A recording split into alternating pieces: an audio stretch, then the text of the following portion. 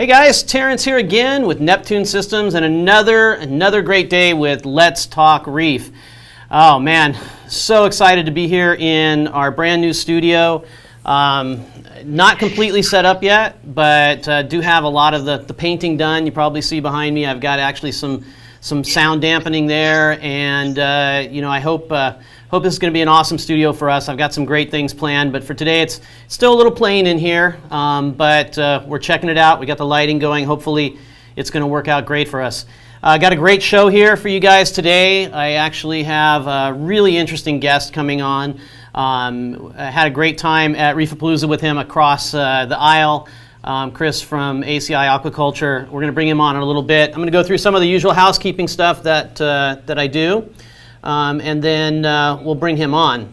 First of all, as always, I want to make sure that we like and subscribe to the channel, and just give me that audio down one bit, would you? Because I'm hearing the back, not from me, on your audio is coming through on your iPad there. Sorry, guys.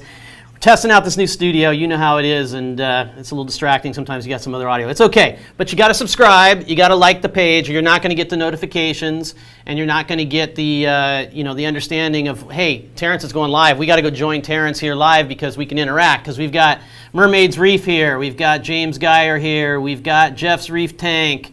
We've got Jake Chuvrol Senior. Probably messed that one up. He says Terrence, yo. Got a lot of people here already starting to put questions in, so it's going to be great. You guys start thinking of questions for Chris, anything about corals or how corals get here from around the world, what they have to put them through, how to take care of corals, what's the best way to get colors out of your Montipora, or whatever it is you can think of. We're not going to talk a whole bunch about the apex today. We're going to talk about the fun stuff outside of the gear. That's all of the livestock, fish and corals. That's what we're going to talk about. But you're not going to know that these things are going to happen unless you subscribe. The way to do that, obviously, is go to your Facebook page, like us on the Facebook page, turn it on that you want to see us first and that you want to get an alert. Or if you're a YouTuber, make sure you subscribe to our YouTube channel, okay? And then when you subscribe, make sure you hit that little bell, and then you'll get an alert on your mobile device as well. Super important, so you can join us live, because that's the fun of it, right? We all get here live. We've got a number of people here right now on our live stream from both YouTube and from Facebook. Next thing to talk about is we have the U.S. World Tour, or U.S. Tour dates for Neptune Systems. We're already quite a ways into the year. It's been a busy beginning of the year. We've done a lot of shows, and just before I took a little vacation last week, I did 2 weekend back-to-backs. First, did Aquashella in Dallas, and it was great. First time we've done an Aquashella show. If you're in a city for an Aquashella, definitely come to them. We are coming to Chicago. They announced the dates just recently. I'm probably going to get it wrong, but it's sometime, I think, around the 3rd week of September is the Chicago Aquashella. So you guys definitely want to come to that event. Then after that, we went to the Reefapalooza Orlando. What an amazing event. I think it must have been it's got to be at least our 5th year maybe doing the Reefapalooza Orlando show. We love it. It's an awesome event. We have tons of people out there. All you control freaks are coming out and saying hi, seeing how to use the products, asking us questions, giving us grief sometimes, which is good. That's why we go out there. We want to hear all the feedback. So Reefapalooza, there's another Reefapalooza coming up. I think it's on here. Oh, Reefapalooza, Florida, Reefapalooza. Oh, we got Keep On Reefing this weekend. Oh, that's right. Keep On Reefing is coming up in 10 days or so. That one's up in Rhode Island. We've got the TCMAS, or is it CMAS? Sorry, the CMAS Frag Swap coming up. Actually, Tank It Easy is out there in Chicago, and they're going to be there. So a big shout out to them. What else do we have going on here? Got the Lyra show in New York coming up. We got Reef Smart. And then we've got Reefapalooza New York on the 22nd of June. So if you were in the greater New York area, New Jersey, Philly, all of those areas, definitely come out to this event. It's one of the biggest events in the Northeast, or is the biggest event in the Northeast. You'll have a great time. You'll get lots of frags, lots of corals. and meet a lot of other great reef keepers, and some good talks too. So definitely come out and join us there. We still got a lot more to go through the rest of the year, and we look forward to seeing you guys out there. So make sure you join. You take some time out and get to one of these reef keeping shows because they're super fun. I already spoke about. We got the wrong camera on that. I got Chris in there too soon. It's okay. So dealer shout out. So we've got a couple of dealers I want to just mention every time we do the show. First of all, we got Ocean's Floor out in Greenville, South Carolina. Shout out to you guys out there. Thanks for being a dealer. If you guys are in the Greenville area, please, you need your Neptune stuff, go to Ocean's Floor. We also have Country Critters, and I'm going to probably mess up this city. So all of you guys out there, I don't know, maybe this is a Long Island city. I'm not even 100% sure. It looks like it's spelled like one. Pachogue, New York. Okay, if I said that wrong, guys, one of you guys correct me out there. But it's Country Critters. Again, another great dealer out there. Go give them some of your business and tell them that you heard about it on Let's Talk Reef. Okay, so I already mentioned a little bit about Chris and about ACI. One of the things that's really interesting about this hobby is there's so many different ways that we get our livestock. There's so many ways that we enjoy the hobby. We have our local fish stores, obviously, that we support. We do have some online vendors that provide, fish and corals and whatnot for us. And we also have these events like Reefapalooza, and we have, our friends and our fellow reef keeping guys who are giving us frags and whatnot. And with all of that and all those different ways, some of them it's a little mysterious how these creatures, start out, where they start out. Some of them that start out obviously in the ocean, and we pulled them out of the ocean, and other ones that were now growing in captivity. And I wanted to bring Chris on today to kind of talk about that and maybe some other cool corals and maybe give some tips and tricks and other things that, to answer you guys some questions. And he offered after we met over in Reefapalooza, he offered to come on the program. And I said, well, you know what? Paul's still on vacation, so we don't have to talk about the techie stuff. So let's bring you on. Let's bring you on today. So with that, let me make sure I get this right and introduce. This is Chris Meckley. Let's get him online here. Hi, Chris. Can you hear me? I can hear you fine. Thanks, Terrence. Okay, you can hear me just fine. I got to turn mine up a little here so I can hear you on my end over here. Let's see if we're getting you out there in Skype world. Everybody out there, if you guys are not hearing him, you let me know, but I can hear Chris just loud and clear. All right, Chris, so welcome to Let's Talk Reef, man. Thanks for having me on, Terrence. I'm happy to be here. Yeah, absolutely. It's pretty cool. I'm really excited about about having you on this program and talk about some of the ways that these corals, end up in our tanks and, how it happens. Hang on one second while I kick up one light here, though. Can you kick up that light for me there? I've got a little bit of a lighting thing. No, the spot. Sorry, guys. We're still trying to get on this studio. Just crank up the... Yeah, give me more intensity. There we go. That's a little better. So anyway, there's a lot of mystery around this, and you are... What is your business? So first of all, what is your business in this whole chain of livestock that you do? Are you a local fish store? No, definitely not a local fish store. Okay. We're a wholesaler. We started off with selling just wholesale frags, basically chop shop frags. It's how we built the business. And we are an importer. We import tropical fish and corals and inverts from around the world. And I do what I love. It's a very interesting business to be in. Okay, so you are a wholesaler and an importer, and you're in where in Florida? We're in Plant City, Florida. Where's that for somebody that's not from Florida? Give me a big city. It's just east of Tampa. Okay. So we're not quite in Orlando. We're not quite in Tampa. We're kind of right in between. So we got basically, it's nice to have two airports we can ship from and actually bring stuff in from. Okay. All right. And so this really sounds strange, right? Because, you're over in Florida, and most of these places where corals and fish and everything come from are literally on the other side of the world for you. I mean, exactly on the other side, right? halfway around the world for all these animals to get to us. And a lot of people don't even have a clue as to what it takes to get our shipments from all the regions that we buy from over in the Far East over here to either Miami or Orlando airport. It's a long haul. I mean, these animals. Well, first of all, we had to work with our suppliers tremendously to teach them the different packing methods to get stuff, because LA is pretty much the capital of the U.S. for where stuff comes in. You know, everything comes to LA and gets distributed out. We bring it straight into Miami. So it was a learning curve for all the suppliers when we started doing business with them to actually get corals to us in healthy and actually alive. So how long have you been doing this, Chris? 12 years. 12 years. 12 years, May 23rd. So, okay, so let's take this step by step for people, because this is what I thought was interesting when I was talking to you the other day. So, we see stuff when it finally gets to the local fish store, okay? So why don't you work it backward from the local fish store?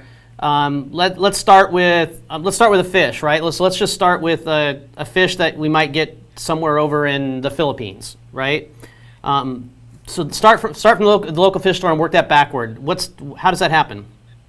Okay, well, when the local fish store purchases it from us, we had, of course, to bring it halfway around the world to our facility, which is anywhere between 48 and 52 hours plus in the box. Wow. So that was the big thing that was a problem for us in the very beginning with fish, as well as with corals. But, thank goodness we've had good suppliers, and the people that are there know exactly what to do, and just telling them a handful of things for packing. We've taken the success rate of bringing fish over here to around 5% or less on almost every single shipment. More than likely, it's about 2% that we have in loss, which is amazing. So the fish get packed. They go through 3 transfers in some cases to get all the way to Miami, and then we have to deal with Fish and Wildlife clearing it. And usually they land in the morning. Then it takes us until about, say, 5:30, 6 o'clock until they actually get back to our facility with a 4-hour drive from Miami.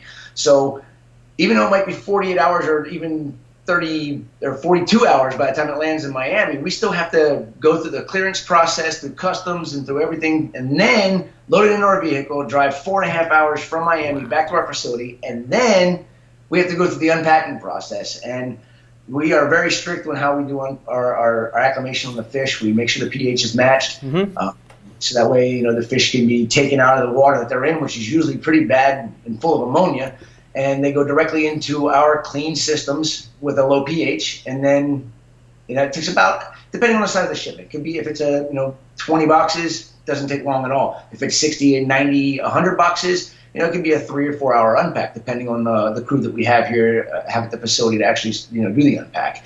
So it's a long time for these animals to be in the box, and we've gotten it down pretty good with getting the stuff here and making sure it's healthy. So let me drill down to that a little bit. So the guy, I don't know, did the fish come from the Philippines? See, I don't even know where half the fish come from. And that's why I kind of enjoy what I'm doing with this program, because I know there's a lot of people out there who are super smart. Let's get a focus on that camera. It just threw out a focus.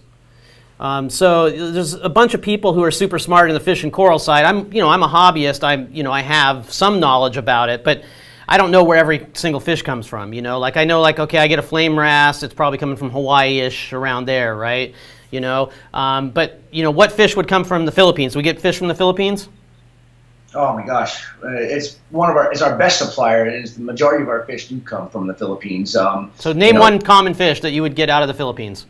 Green chromis. Okay, so that's about as common as they get, right? So the green chromis, so the divers go out, they collect the green chromis. I'm hoping that they're collecting them with a net and not with squirt bottles of cyanide anymore. Is that correct?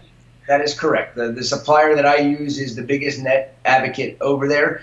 As a matter of fact, we donate probably 3 or 4 times a year for their net training programs to help them to get the nets and to get everybody coordinated in an area so that they can actually do the net training, which actually is going on right now in northern Samar in the Philippines. That's really cool.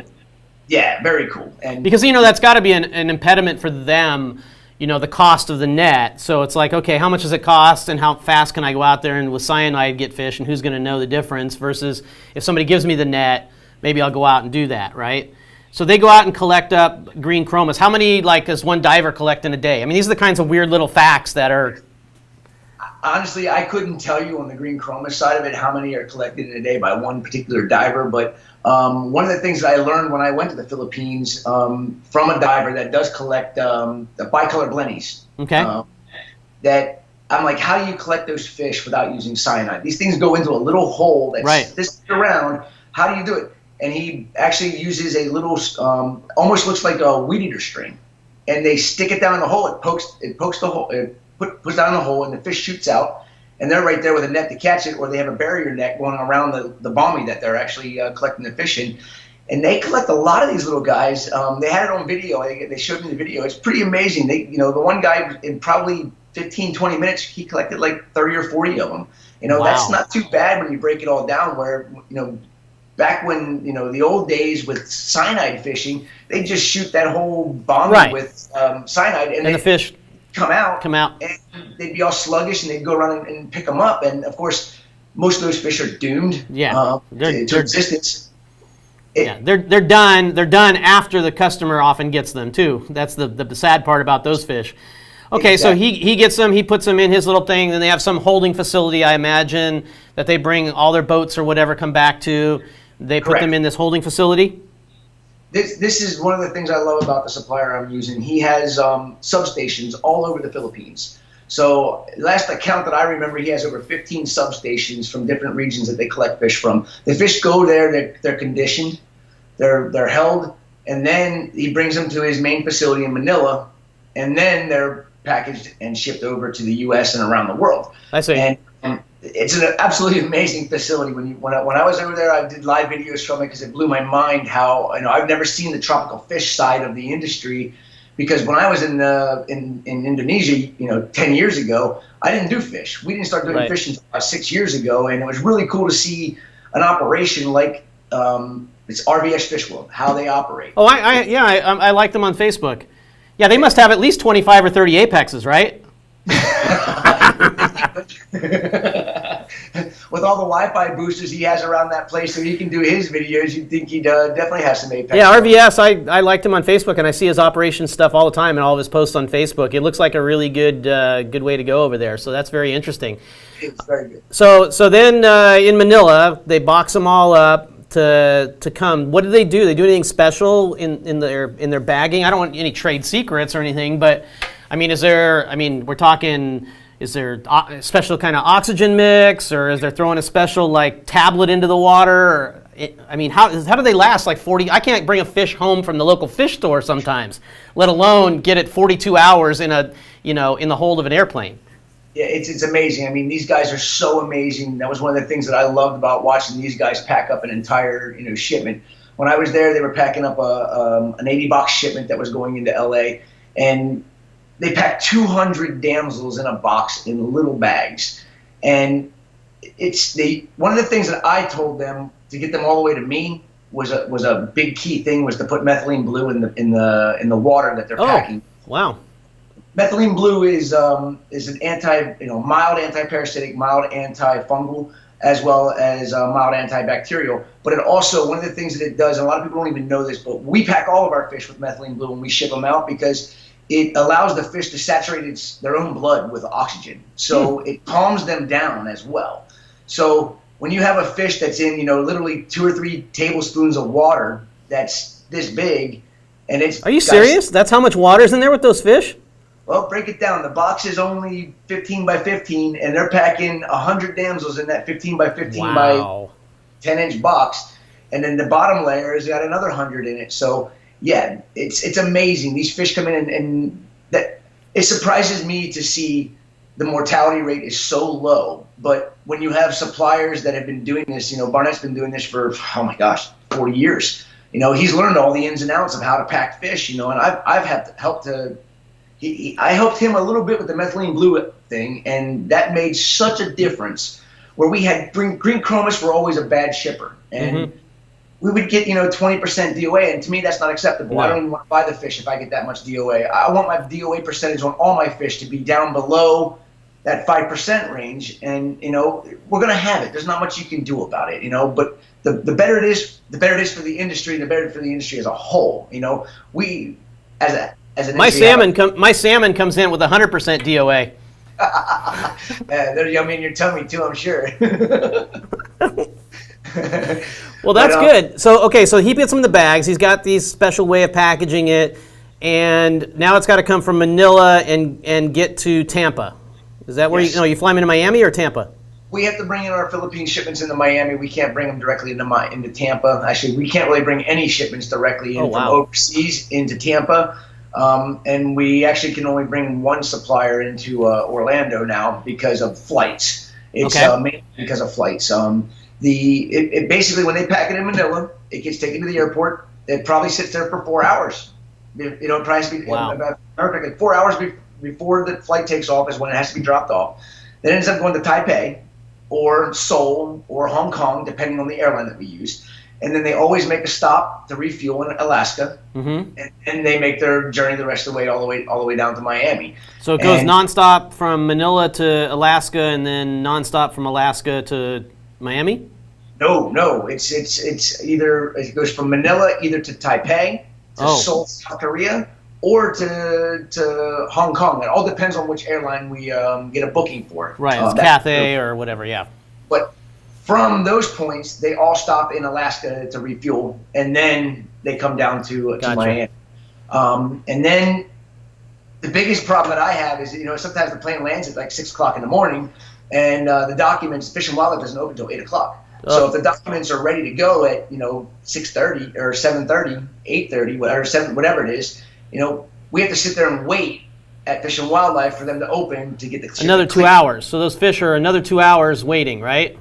Well, that's just for Fish and Wildlife to take a look at the paperwork, and then it takes anywhere between 45 minutes to an hour and a half on a fish shipment for the U.S. Fish and Wildlife inspector to either make the decision whether they're going to clear the shipment without actually going to inspect it. I see. Or they go and inspect it. If they go and inspect it, then it could be a 2 to 3 hour period of time from the time. So sometimes because you have a good record or whatever, or they're just too busy, or they're a guy short, or it's they want to take an early lunch, then they basically go, oh yeah, it's all good, right? But then once in a while, it's red light instead of green light, and they have to open every single box?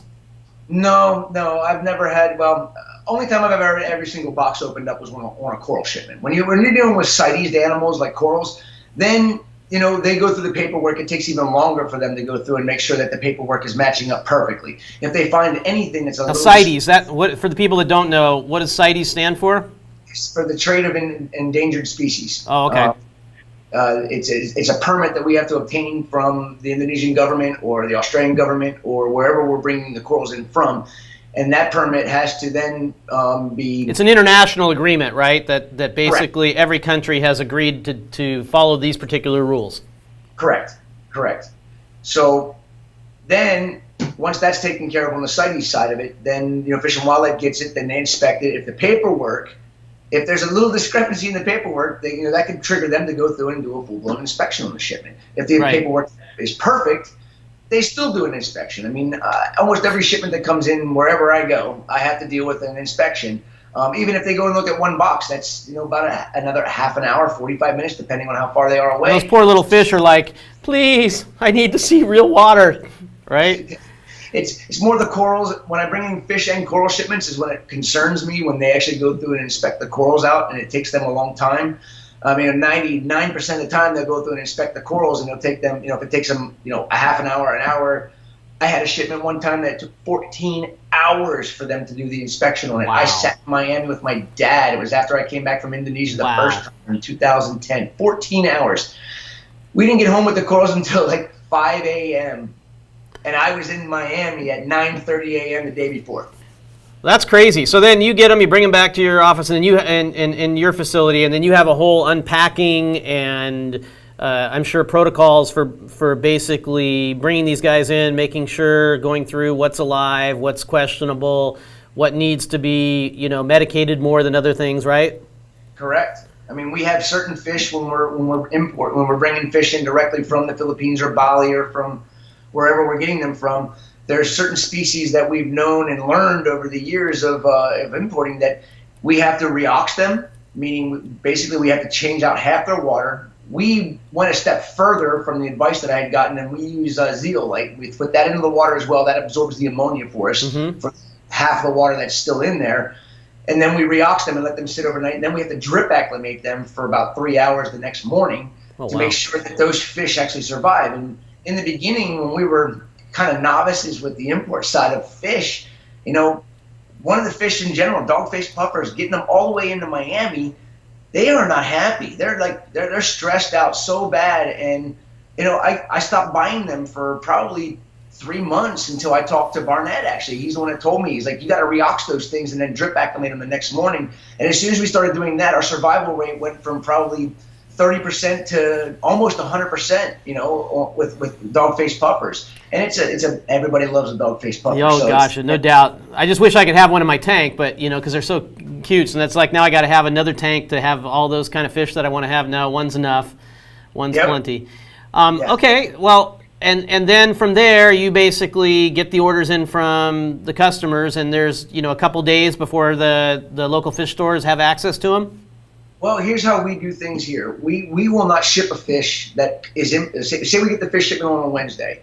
We're only open on Thursday. We're closed on Friday. So if a customer is a ship-out customer, we will not ship any of those new fish out the next day. It's against company policy because of the fact that, they've already been in the box for 52 hours for the most cases. Right. They need a break, man. They need a vacay. They do. So what we do when we get the fish in, because we have the pH dropped, we actually put our fish directly into antibiotics, as well as praziquantel to help with flukes. Flukes is a big problem. Flukes are a big deal, yeah. Yeah, you put a fish in a bag, and if they have flukes in their gills that they don't even notice, it's not affecting the fish because it's probably lived with them for a long time. But in that bag, if there was a nick on that fish and there was some sort of bacteria that possibly was in that bag, even though we're using methylene blue in the bags, that doesn't necessarily mean it's going to kill every single bit of bacteria. So we make sure that the fish go directly into medication immediately. Right. And that was something we didn't do in the beginning, and what a difference. All the things we've learned over the past 6 years of importing fish have made our survival rate on all the fish that we bring in, much better. And, I feel good about what we do. In the very beginning, I was like, I don't want to do fish anymore. I can't be a part of this. We were kind of, like I said, we were novices. We were, I can do corals all day long. Import corals, I can tell you every in and out, and I had never had an issue with corals, except for the first 2 or 3 imports. But so here's a good question. Let's go to a question here. Because I just saw a really good one pop up, and I think it's something I often wondered about, and I actually wanted to know because, I want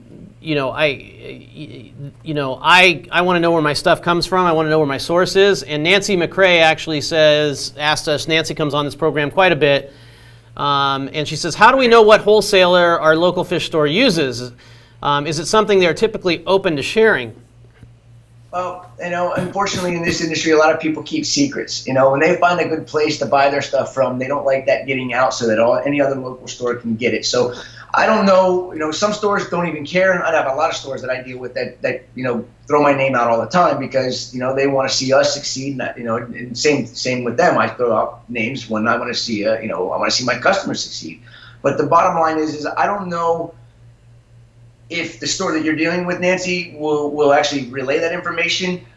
Something you can do is say, I heard Chris on AC, on Neptune the other night, and we heard how he does things. Listen, I love these animals just like the hobbyists do, and the last thing I want is to put them through, the transshipping method. Nothing against that, but personally, I would never even think about doing that. It's about the animals themselves, and the way I look at it, I make a living doing what I love. Right. If I don't put the animals first, then I'm not going to be able to continue doing what I love because the money is not going to actually support my family, support my employees, and support the business. Right. And it's been a motto of ours from day one is put the animals before anything else. I have been, I've been a proponent for some of you importers and wholesalers to actually make that information more readily available through stickers or through price tags or whatever it is, so that the customers can become more informed, where things are coming from, whether it's your, fruits and vegetables or your meat or whatever it is, what ranch, your steaks come from or what have you, even though the supermarket's selling it, you kind of know where it comes from. And if you really like the product that you get from a particular supplier, source supplier, I think it would be good for all to have that information available. And I also believe that if you carry that level of quality and longevity for your fish or whatever it may be that is coming from that I would pay a little more for that, right? I would pay a little more to know. Most people don't know that some of the original branding and marketing started with Quaker oats. When you used to go buy oats, you would go to the local, general store, and there'd be a bag that said oats, and you had no idea where the oats came from. And eventually they stuck, the Quaker guy on there, and then you knew that those oats were the ones from Quaker, and you could trust those. And I think it's a very similar thing with the sourcing of, the fish and corals and whatnot that we have. I'd love to see that. And so Nancy's question is a very good one. She followed it up with, can I ask you to tell me which stores do it? I don't know that you'd want to release that information necessarily, but the stores, I think that they should be straightforward, or at least say, hey, yeah, I get this thing from Chris, and then you could confirm or deny, I guess. Yeah, basically the question I have for her is you can shoot me a private message. I have no problems with that. I cannot sell to you because you are my customer's customer when you break it all down. But I can tell you if there's any local stores in your area that do purchase stuff from me, and if you don't have a store in your local area that does purchase from us, it doesn't hurt for you to mention us. There you go. And, if it actually works out where that store owner decides they want to purchase from us, then great, we can get you stuff from our facility into their store, and you can purchase from them. And we got a lot of questions here, and I'm going to actually hit on a bunch of these different questions because they're fun to hit on, and I don't have to come up with so many questions for you. It makes it easier on me. I'll start with an easy one, then I'm going to hit you with a hard one, and then you're going to go, oh my gosh, who is this person? And I'm going to actually help you answer this next one. Jay Fouche wrote, what drives the ridiculous costs in fish? And I want to start out with I don't know how we gauge ridiculous because we're talking about a living creature here, an animal, most of which, not all of which now, but most of which come out of the ocean, and there's obviously market forces that come into play. But outside of that, there's a long chain of custody of that animal. There is some loss that comes from it. There are numerous people who are responsible for keeping that animal alive along the chain. And everybody has to make a profit too, or else why would they be in the business? If Chris was not around to be the intermediary, that local fish store is no way going to have the capital or the means or the capability or anything to directly source out of the Philippines these fish. So you have to have all these steps in the purchasing process, and then who says whether or not it's ridiculous? Because if Chris didn't exist or your local fish store didn't exist, and you had to then go buy that fish directly out of wherever, and hopefully it gets to you safely, what would you end up paying? That's my answer to the question. How do you feel? There's a lot to that question, and this is something that most hobbyists have no idea about. From the collection point to the time it receives, I receive it here at our facility, there's a lot of hands that these fish have gone through. And the biggest driving factor in the cost of fish, and most people don't even know this, is the freight. I mean, you break it down, when I first started in this industry, freight rates were around $5 a kilo. They're all the way up to, for me, here on the East Coast. You go to LA, the fish, the freight costs are quite a bit less, but for me, we're looking at, $6.50 a kilo. So say that fish comes in 1 kilo of water. Say that fish costs me, 50 cents. I got $6.50 plus I've got clearance fees. I've got a multitude of other expenses involved with getting that fish back to my facility, and then go through acclimation process, and then making sure that it is healthy enough for the customer to receive it. So when you break it all down, the fish really don't cost a whole lot of money. It's all the other fees involved with it, and that's what drives the price of the fish to go up. And fish haven't gone up in price a whole lot over the last 10 years. No, they haven't. They haven't gone up over the last 20 or 25 years that much, and certainly not at the rate of inflation. I can guarantee you that. I agree with you 100%. Flame Angels back 20 years ago when I was just a hobbyist were $50 in a retail store. Now they're only, $60, $70 in a retail store. That doesn't make sense to me because that doesn't mean that they've actually grown with inflation, like you said, Terrence. And fish prices aren't going to go down. But there's also the market economics, right, Chris? I mean, people, maybe they don't want the flame, the flames as much as they did before, and maybe they want a fish that, for whatever reason, doesn't cost that much to source or that much more than the other fish, but it's super popular, and they only collect so many of them. And so because there's only so many collected, and there's this many people that want them, we can raise the price because that's capitalism. Exactly. You're exactly right. Well, it also goes back to the collection practices. Years ago when freight prices were even cheaper than what they are now, and you had cyanide fishermen out there, and most of the fish didn't make it. These fishermen could go out and collect hundreds or even thousands of fish in a single dive because they're using drugs to catch them. Now you got to take into effect that these people are, I'm donating my money to make sure that I'm buying from the right suppliers that are actually training divers to actually net collect them. Right. So the amount of fish that they're actually able to collect is a lot less than what it used to be. So that's better longevity as a hobbyist. Your longevity is better too because obviously you don't have 1 in 2 fish, having cyanide poisoning. Exactly. I mean, coral beauties, one particular fish. It's one of the most popular aquarium fish out there in the market. When I first started buying from my first Philippine supplier, they had 200, 300, 400 coral beauties on their list every single time. And then I stopped buying from them because the quality was so bad that we were getting 30% DOAs. It was like 3 times I bought from them. I said, I'm done. I can't teach you anything on how to ship the fish. I don't want to do business with you because I'm not going to be a part of it. And Barnett over here, he's using all the best methods you can possibly think of in net training. He offers me 50. He offers me 20 sometimes. Sometimes there's 200 available. But you got to break it down to, hey, these guys are using nets to collect the fish. There's not one diver going out there and collecting 20, 30, 40 of them. There's 50 divers out there collecting 2 or 3 at a time. So that's drive the price to go up on everything. And the availability of the fish isn't nearly what it used to be because of the better practices for collecting. And that is something that everybody should be happy about. So now let's move on, because I want to make sure we touch on a bunch of these subjects in the time that we've got here today with you. And then I'm going to talk about some of these cool coral pictures you sent me. But right now we're in a situation where we have a lot of bans, okay? So some people call them bans, some people say it's a ban, but it's not really a ban, and I don't know. We're not getting anything out of those areas, okay? Fiji has been for some time now. I guess it's been a year now at least, right? Or a year and a half. A year and 4 months. Yeah, that Fiji's been, and that's Walt Smith's, place, main person there.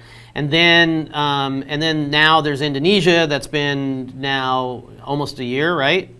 It'll be a year May 4th. Yeah, it's almost been a year. And that wasn't a coral ban, but it is a coral ban.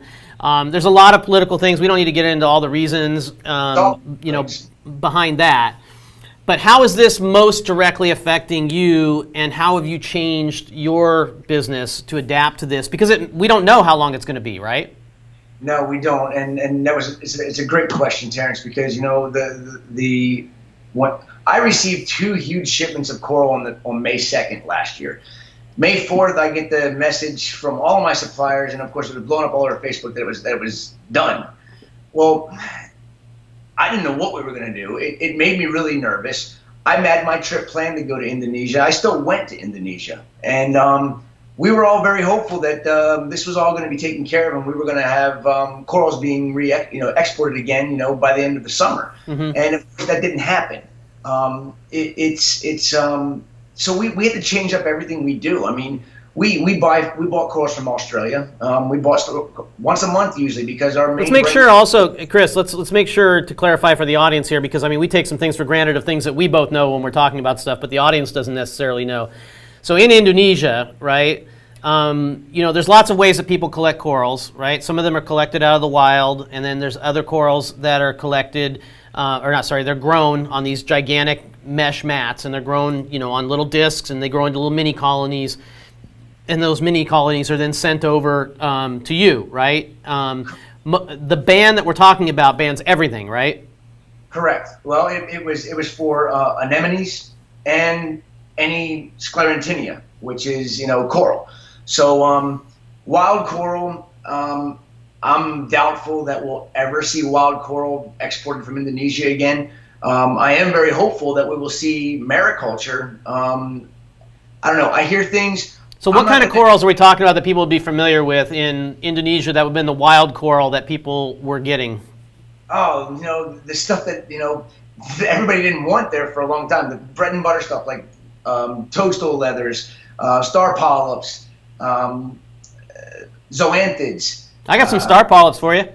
Oh, I got plenty of them. We farm them like crazy. But you're also talking about like wild acroporas, chalice corals, acanthophilias, cinerinas, frog spawns, hammers, torches, all the good LPS. Everything. Well, the best LPS always came from Indonesia because of the diversity. It is part of the Coral Triangle, and they had such a big area that they were collecting from. That there was so much. So you think that stuff is done from Indonesia? I don't want to say that it's going to come back. I don't want to get my hopes up because I had my hopes for too long over the summer. I'm seriously doubtful that we'll see wild corals coming back. Is it possible? It is. But it all has to do with, elections and politics. Sure, it's all the politics stuff. We're not going to get into it. But even the mariculture stuff, which is so crazy to me, right? Which is, not only is this a situation where it's a renewable resource, but it's something that requires even a lot more effort and a lot more people to get employed and feed their families and everything else, because we're not talking about one Walt Smith facility here. I don't know what the size difference is, but I know there's just hundreds of these facilities in Indonesia, right, that are growing corals. Am I correct? Not as many as you think it is. I mean, there's a lot of exporters that have a quota for mariculture, but this is the biggest problem and part of the reason why things were stopped. There was a lot of those guys that weren't farming corals. They were taking a wild coral, sticking a plug, and calling it mariculture. Anybody can do that. I mean, but I've seen these vast areas, from the air. Just vast areas of mariculture. Oh, I believe me, I've been on the mariculture sites. The mariculture sites are absolutely amazing. My buddy Vincent over there took me to two of his sites and blown away. I mean, to see, Gonioporas that were cultured that are this big, acroporas that are this big that, that's the thing. In a true mariculture farm, and there's not enough of them over there, but a true mariculture farm, they take a wild colony, stick it on a mariculture disc, they grow them out, then they fragment off of those bigger mother colonies. Right. And they make the little mariculture pieces that are, the size of your fist. Right. They're encrusted. Then, of course, that was not taken from a wild reef. It was taken from an artificial reef. So that's considered mariculture. And you see these huge red gonnies, the favias, the symphilias. I mean, fields of this stuff that were just absolutely stunning. And I got the chance to actually swim over top of these reefs. I didn't want to leave. Unfortunately, we had to get out because of tides and this and that. But it's a big industry over there. So now you've shifted. I'm going to interrupt you just for a second here. People, they get mad at me when I interrupt guests, but I'm going to interrupt you just so I can keep a couple of things moving. You have so much we could sit literally for 2 hours, and I would just sit and listen to all of it because it's so interesting to me. So to adapt to this, you now are moving to Australia. I've got a couple of people who had asked, is Australia now going to slow down because of this? Is it going to speed up? Is it going to be able to take the place of that? How does Australia play into the Indonesia/Fiji bans? Okay, well, we purchase all of our corals currently from Australia. Very little comes from Vietnam. But I talk to 4 of my suppliers over there on a regular basis. The one that I've been doing business with the longest, we talk, and he's part of the association. He goes to all the association meetings, and he doesn't see there being any issues with the industry over there because they're trying to make sure that they prove that it is sustainable for collecting. And his whole point is that he breaks down for the people that want to close it down is, okay, well, our entire quota for collecting corals in Australia is somewhere in the neighborhood of 200 tons of actual coral. Okay. Well, if you get that all down, that's not that much considering the fact that a 4-foot humphead parrotfish poops out 5 tons of sand every single year. So, so basically 40 parrotfish worth of coral. 40 parrotfish worth of corals. There's thousands, tens of thousands, hundreds of thousands of those fish on there. Now, yes, of course, we are targeting specific types of corals. Yes. But you break that all down, a lot of people don't realize that, talking to my divers, they're like, we see fields of lobophilias. He's like, they're all brown. They're all brown, they're all gray, they're all silver, they're all ugly. We don't touch them. So for anybody telling me or any of them that the amount of corals that are being collected off the reefs is going to destroy the reefs, I kind of find it hard to believe, because it's been proven time and time again that 90% of the corals living in the ocean are undesirable for the aquarium trade. So how is this little aquarium trade that is after 10%, the colorful stuff to put into the aquariums for all these people to enjoy, how are we going to destroy these reefs? Right, and they grow back so fast too. I mean, I was in Fiji and saw, that was about a year after the hurricane that rolled through there, and there's so many tables that were blown over, and there was already 6-7 inches of growth at least, on these tables, and you're just like, okay, Mother Nature's taking care of it. So there is a weird balance there. It does feel weird because we are taking out of the reefs, and I totally get that. But there's a scale here that it's very hard for a lot of people, I think, to comprehend as well. And I think, on top of that, it's the, what's the Jacques Cousteau quote that, people protect what they love, and if there are enough people who want this as a resource, as a business, and because it's their love, it'll become more protected than people just saying, yeah, well, don't touch it at all, and then somebody else, is going to do something else to it, drag an anchor through it, or who knows what. I'll give you a perfect example. Look at the Florida Keys. Don't touch it. Can't touch it. Not allowed to have it. Nobody has awareness of it. I mean, thank God we have the Florida Aquarium and these companies that are actually, trying to save the reefs by transplanting and spawning corals. Absolutely.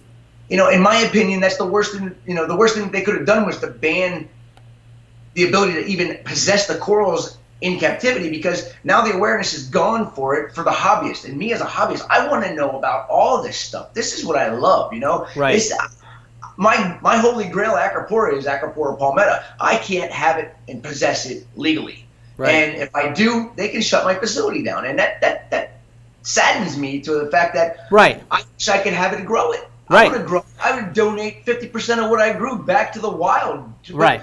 You can't. Yeah, it is kind of wacky. There's a bunch of that's wacky. Let's see if I got another question here for you, and we're going to talk about some of those corals. Oh, here's an interesting one. The LPS prices have gone up. It sucks because I love LPS from Mermaid's Reef. Well, it's absolutely true, and it's a supply and demand thing, right? If Indonesia's not supplying all these corals that we had before, they're in smaller supply, large demand. But you were telling me that you're mariculturing or aquaculturing these corals yourself too, right? We have over 300 different colors and species of corals that we are farming. We don't have large numbers of a lot of them, but we're farming a lot of corals. But when what a lot of people don't understand, and this is something I think that everybody needs to know, and I wish there was more people talking about it. The price of LPS corals have gone up, and the only reason they've gone up is because we're only buying from Australia at this point in time. Why are they so expensive from Australia? Well, we're a first world country. They're a first world country. Indonesia's a third world country. Right. When I was over there, their employees, some of these employees were living off of $200 a month. People couldn't live off of $200 a week here in the United States. So if our country has the same basic economy as what Australia is, they have to sell the corals for more money in order to make a living themselves, to pay the fuel, to pay the boat. Right, the boat registration, the first world, all of that, yeah. They also have a minimum wage of $22 an hour over there. That's that raises the price of everything when you break it all down. But again, we're not going to get into that stuff. I wish people understood that part of it, because a coral that's this big that I would pay $3 for out of Indonesia, I'm paying $15 to $20 for, plus my freight's more expensive. Right. So that makes that coral more expensive. And you know what? I think it's a better thing. Australia corals come in so much healthier because it is a first world country, and they can take care of them better from collection in the ocean onto the boat. in Indonesia, when I was over there, I was watching these guys roll in with dugout canoes with a cooler in it, with corals inside of it, and you touch the water, and it's like, wow, the water's like 95 degrees, maybe 100 degrees, and these corals are in there and going, okay, that's not a good thing, because what happened to that coral? Okay, it still looks healthy. You put it into their system. It's not the best system because they're in a third world country. They don't have all the means that you do here, so they're only holding them for a short period of time. They're stressed. Then they ship them to Jakarta or wherever, and then they're held there. And thank goodness that the suppliers that I dealt with over there had all the right equipment. So the LPS is going to be more expensive for a little while. Exactly. So let's talk about a few corals here. We got a few minutes left. I've got some coral pictures here. We're going to cover up our ugly faces with some beautiful coral here, hopefully. And awesome. And you can give me the play-by-play. The first one is this Firestorm Platygyra that I got a picture of from you guys. These corals, they're really hard for me in my tank to have because I just think maybe my lighting's too intense with all the SPS. But tell me about this coral. That coral we've had that coral now for 2 years. I made the mistake when I got it to frag it out and sell almost all of it off as frags, and then we took this piece of coral, the remaining piece, and put it into of all places, my sump, very low light, but I have it set up just like you would have a reef aquarium, and it grew out into this absolute gem. And I actually just fragged it today, so it will be on the market in probably about 3 weeks, maybe a little bit longer. So you heard that, guys. So talk to your local fish store and say, hey, I saw this Platygyra on Let's Talk Reef from ACI, and I want to get in line for a piece of that. So that's certainly... So that was a cool coral. Let me pull up another one here. You could easily put that in your aquarium, Terrence, if you had something that had like a little ledge where you get a little bit of shade. Get a little shade, yeah. Because I burned out the top of a really nice one that I had. It was kind of sad. Okay, so next up I've got this beautiful Montipora with some yellow polyps on it. Tell us about this coral. Wow, this is a really cool story behind this coral. This is what we call the ACI Devil Eye. We only sold a handful of frags of this piece of coral off. It actually came in about the size of a dime, maybe a nickel, as a hitchhiker on a Vietnam zoanthid. Oh, wow. And it's 2.5 years of growing. I think we counted up over 300 frags plus all of our mother frags we have available of that coral now, and we are going to put it on the market as a matter of fact, next stock listing goes right here. Send a piece out. Who's your buddy? Who's your friend? I'll make sure you get a frag. Actually, Sanjay at Penn State University is one of the first people to actually get a piece of that coral from us, and he just got it back maybe a month and a half ago. Oh, forget Sanjay. It's going to die.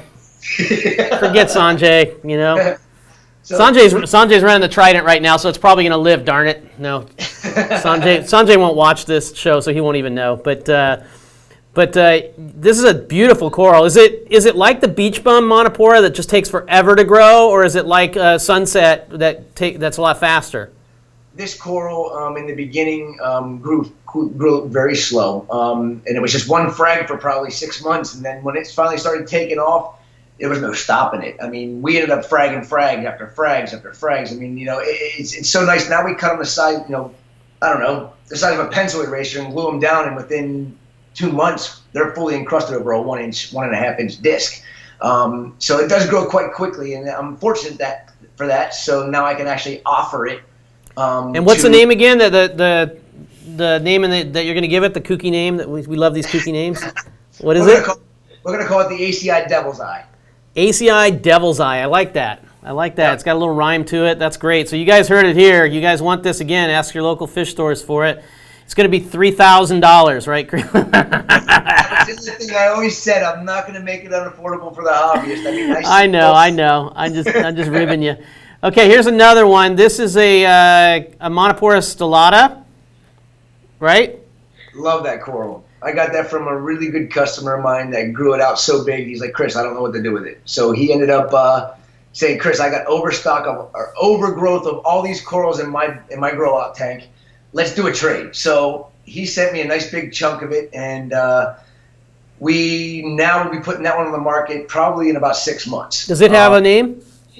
No, it does actually, but I don't know what it is because I'm not up with all the names. I mean, I know the names of the stuff that I grew out that we have that's lineage to ACI, but a lot of the other names, there's so daggone many of them. I know there is. I know. I know. But yeah, I just got a piece of stellata at local frag swap that we had here with the Bay Area reefers, and it's a little bit different colored than this, but they're just really cool the way they branch out, and they have those like twin colored polyps kind of thing going on. It's really neat. Really neat. It's very, very cool coral. I like it a lot. Okay, and then we got these. Well, not that one. Not that one. Okay, I'm still on Montiporas because I love them. Okay, so this is I brought some acros for you. Yeah, I've got so many acros still right now, and I don't know why. I've always just had a thing for Montiporas, and I don't really have enough of them in my tank. I've got some of those like bubblegum. Oh, it's Digi. Sorry, but I've got a few, in there, and I got the beach bum, and it's grown like a 1/4 inch, I think, in a year and a half. But these are all ones that you aquaculture like in your own facility, in your farm? Yes, we do. As a matter of fact, I can barely see them. The photo's pretty small, but I'll put the photo bigger. How's that? Yeah, no, that's fine. So it's like a bluish one, and then there's just a lot of great colors here. If anybody likes the Montes, all of these corals here, with the exception of is there a grafted cap on there? I don't see a grafted cap. No. Yeah, there is. I still can't see the photo very well. Oh, middle left, he says. Okay. There we go. Yeah, okay, the bottom right corner, we call that one the Peppa Pig. There's a really cool story behind that coral, too. None of my employees wanted me to keep that coral. It was bleached out completely except for yellow polyps on it. And I said, no, this is going to be something nice. We've had it for probably about a year and a half. The colony was about 8 by 8, and we've sold a lot of frags of it. It is a fast-growing coral. The one right in the middle there on the bottom is a sunset Monty, very common. Then it looks like Superman Monty. And then up above that is... What's the one dead center in the middle? Is that the one we just looked at? That's the devil's eye, yep. That thing just my eye keeps going to the devil's eye. I just look at that and I want more of that. More. I love that coral. That's one of my favorites out of what we have. The top left corner is another lineage coral. We imported that piece as well. I haven't come up with a name with it. So anybody got a good name for it? Like Smurfs or something like that? I'm open for anything because I'm horrible with the name game thing.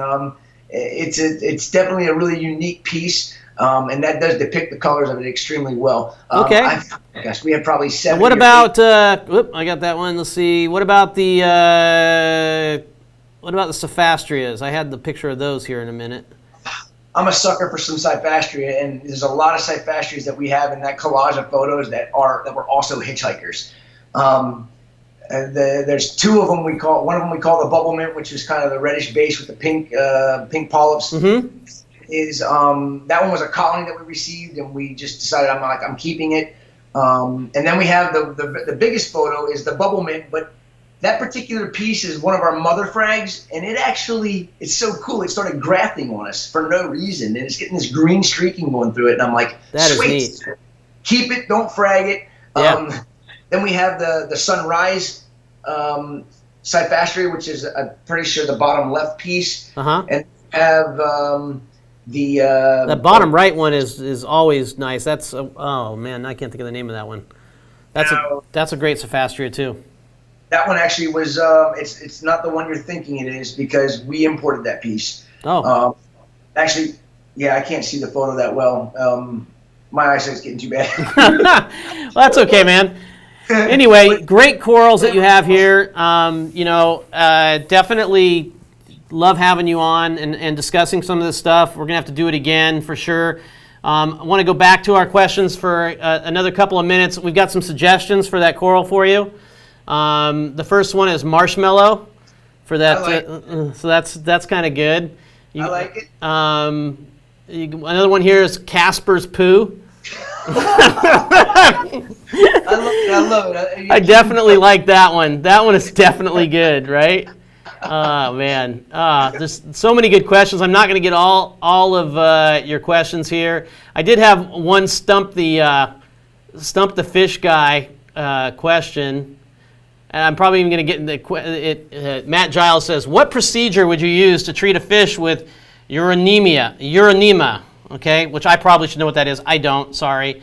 I just got done treating 2 whitetail tangs with chloroquine phosphate and Metroplex and managed to save one. But what would you use to treat a fish with uronema? I love my fish. I'm not the Stumped fish him. Good. Moving on.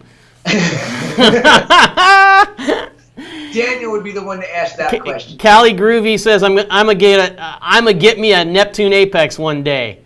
So I agree. You need one now. I need them too. I'm going to end up with 4 here in the next couple of weeks. Oh yeah, that's right. We're going to be outfitting that facility, right? You're coming to set them up, right? Okay, so that's when we'll talk again. Is after we get you all set up and you have like 4 weeks to get your supply of crack, right? And get hooked, and then you're going to be like, oh man, what was I doing without this stuff? Because I know the guys at eye-catching, every other like week, there's another order for more gear coming in from the guys at eye-catching. And they're like, we're going to start with this one over here. Let's see how it goes or whatever. Next week, I need 3 dose. I need this. I need that. I need this. Yep. And then another week. So it's definitely like that with a bunch of them. I'm too old school, and I don't like to change, but sometimes the change is the best thing I can do. Well, we'll do it right for you. We'll definitely come out and help you out and everything. Well, anyway, that's enough for the questions right now. Again, Chris, so happy to have you here on the program, and you know I love doing this for all of our audience, all of our control freaks, because I like to bring more content to them other than just, hey, here's some geeky, reef stuff. It's about the passion of the hobby. It's about the passion I have for keeping a reef tank and keeping these animals and having these beautiful animals in my home. And so anytime I can, help get that out to other people in the hobby and give them, some information, that's what I want to do. And that's what I hope this program helps to get across. And I really appreciate you coming on here. And giving us some insight, that I don't think many people would know until now. No, and thank you for having me on, Terrence. I mean, I enjoy talking about this. I enjoy educating people on the parts that they don't know about. And I wish there was more ability to do that. And, you helped me relay a message that I think, the reefing world needs to know. And I hope everybody got some good content out of this. And I can't wait to do it again, Terrence. I enjoyed it. I had a great time. Cool, man. All right, take care. I'm going to close out the show here, and we'll be talking soon. Sounds good, buddy. Take care. Let's see here. Need to go back. Oh, my gosh. What about the Trident? Did I leave that for the last thing? I'm already 2 minutes over of my 1 hour allotted time, and I had to bring the Trident slide up. Guys, it's looking really good out there in the testing facility. So I'm just letting you know it's not that far off. I really mean it. It's so close. I can feel it. But we'll talk more about it. We're going to be on again in 2 weeks. Paul's going to be back from vacation. We're going to have another Let's Talk Reef. We're going to talk about something technical. Don't know what it's going to be, along with all sorts of other good news.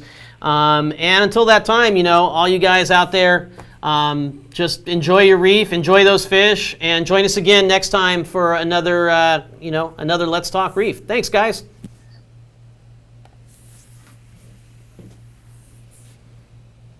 Thanks, man.